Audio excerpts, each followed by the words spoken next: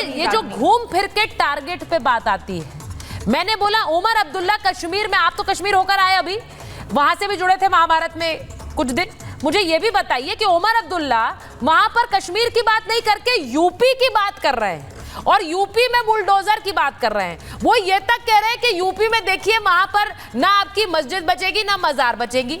ये किस तरह की जानकारी दी जा रही कश्मीर में, और वो नहीं कर रहे हैं पोलराइज ये बातें करके।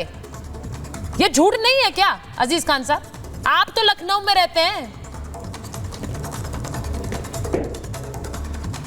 देखिए सुचरिता जी, 2-3 बातें बड़ी इंपॉर्टेंट है। अभी राधिका जी ने कहा वहाँ झेलम नदी के किनारे रिवर फ्रंट बन गया है, बहुत शानदार खूबसूरत बन गया है। शायद इनको अंदाजा नहीं है, गूगल वगैरह पे पढ़ करके बता रही होंगी, इनको प्रैक्टिकली कुछ नहीं पता है।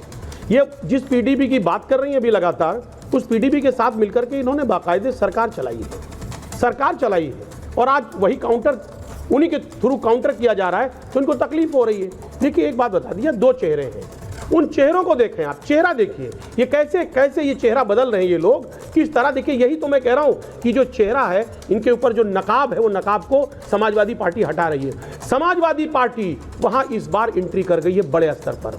मैं कह रहा हूं सुचेता जी कि समाजवादी पार्टी ऐसे तमाम जो कम्युनल फोर्सेज हैं, उन कम्युनल फोर्सेज को समाजवादी पार्टी हराने जा रही है। मैं कह रहा हूं बड़े स्तर पर हमारे नेता माननीय अखिलेश यादव जी ने दस्तक दे दिया जम्मू एंड कश्मीर में, और वो एक मील का पत्थर साबित होंगे, क्योंकि बहुत बड़े स्तर पर लोग समाजवादी पार्टी को पसंद कर रहे हैं और लोगों के अंदर एक उत्साह है। राधिका जी हंसिए मत। अच्छा अखिलेश, समाजवादी पार्टी सीटें निकाल रही है जम्मू कश्मीर चुनाव। बता दूं, सिर्फ कोरा कागज, हंसिए मत। मैं आपको बताऊं, समाजवादी पार्टी एक बड़ा विकल्प बन रही है वहां पे। मैं आपको बताऊं, वहां के लोग पसंद कर रहे हैं।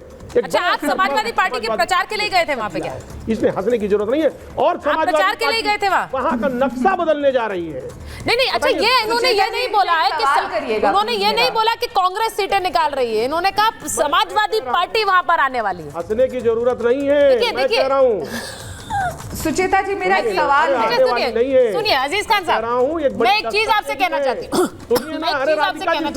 प्रेम कुमार जी को दीजिए, सुनिए ना। आपको एक बात बताती हूँ, कल उमर अब्दुल्ला का एक बयान आया था। अजीज खान जी, उमर अब्दुल्ला ने कहा कि कश्मीर के अंदर हम लोग काम कर रहे हैं, लेकिन जम्मू में जहां पर हमने ज्यादा सीटें दी है कांग्रेस को, वहां तो उन्होंने प्रचार शुरू भी नहीं किया, वहां शुरू भी नहीं किया है प्रचार। तो अब आप ये देख लीजिए कि खुद प्रचार शुरू मत करो, लेकिन टारगेट पर रखो मोदी को, योगी को, उससे सीटें आएंगी क्या?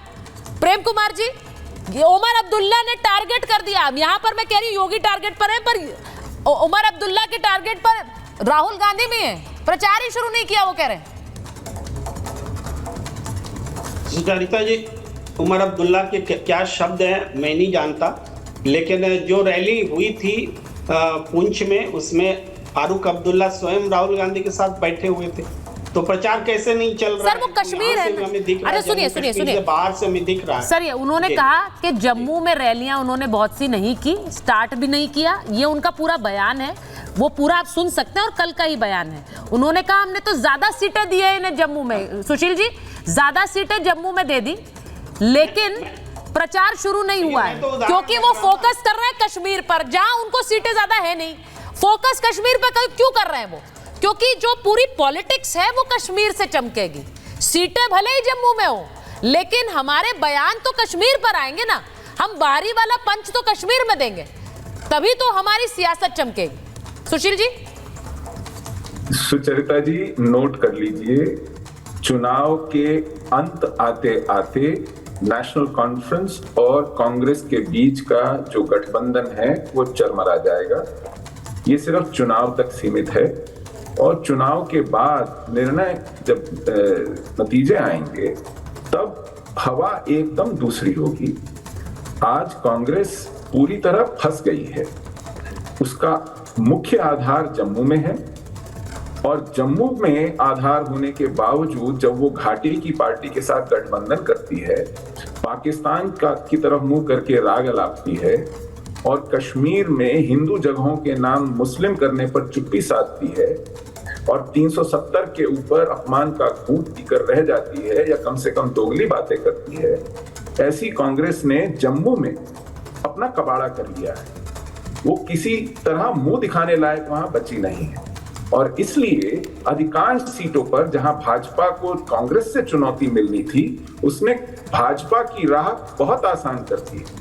और इस कारण चुनाव के बाद जो समीकरण उभरेंगे उसमें आप पाएंगे कि भाजपा और नेशनल कॉन्फ्रेंस मिलकर सरकार बनाने जा रहे हैं, ऐसा लगता है अभी से।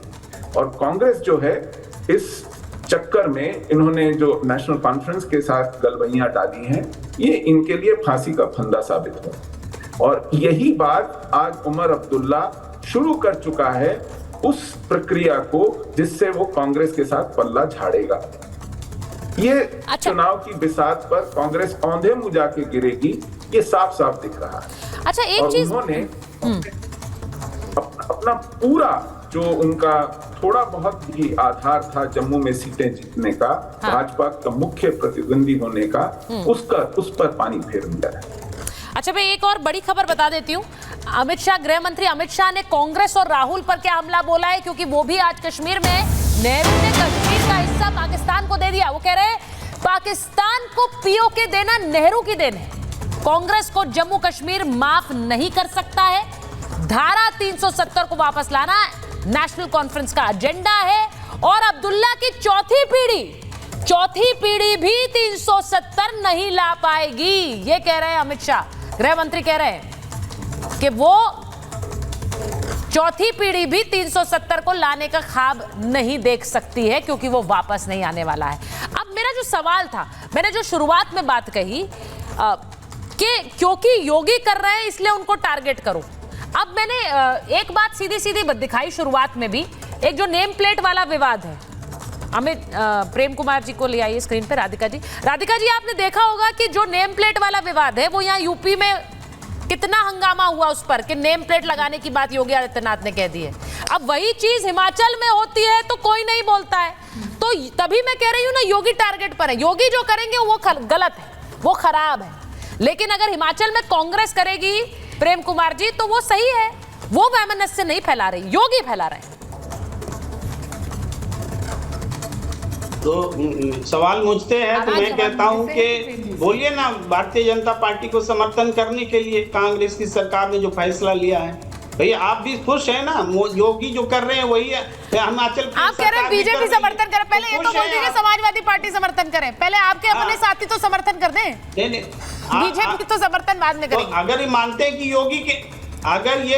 कि योगी सही कर रहे हैं, तो फिर हिमाचल की सरकार भी सही कर रही है, फिर सवाल कहाँ बनता है? अरे सर, तो सवाल फिर आते हैं, सवाल तो वही है, योगी सही नहीं कर रहे हैं, ये आप लोग दिन रात चिल्लाते हैं। ये दिन रात चिल्लाया जाता है कि योगी गलत कर रहे हैं, वो वैमनस्य फैला रहे हैं नेम प्लेट लगवाकर, यही तो कहते हैं ना। अभी जो थोड़ी देर पहले आप सवाल उठा रही थी कि ये महबूबा मुफ्ती योगी को गलिया रहे हैं, उमर गलिया रहे हैं, अभी हमारे साथी विश्लेषक ने बता दिया कि ये लोग तो बाद में मिलकर के सरकार बनाने की जुगत में। और मैंने भी सवाल किया कि हिम्मत है तो बीजेपी के प्रवक्ता बोले कि चुनाव के बाद हम इन लोगों का समर्थन नहीं लेंगे जो आज देशद्रोही हैं, जाहिल हैं, देश विरोधी हैं। बोले ना, राधिका खेड़ा जी बोले कि हम इनका समर्थन नहीं लेंगे। नहीं तो किस मुंह से अभी ये प्रचार कर रही है और सब पूरा अपोजिशन पार्टी में जो होगा वो देश विरोधी है, और आपके साथ मिलकर सरकार बना ले तो देशभक्त हो जाए। देशभक्ति का यही सबूत है क्या? यही मानदंड रह गया है? जवाब दे नहीं सकती राधिका खेड़ा जी। मैं दावा करता हूं नहीं बोल सकती कि चुनाव के बाद ऐसे देश विरोधी पार्टी जिनको हम कह रहे हैं देश विरोधी, उनके साथ हम मिलकर सरकार नहीं बनाएंगे, ऐसा ऐलान कर दे।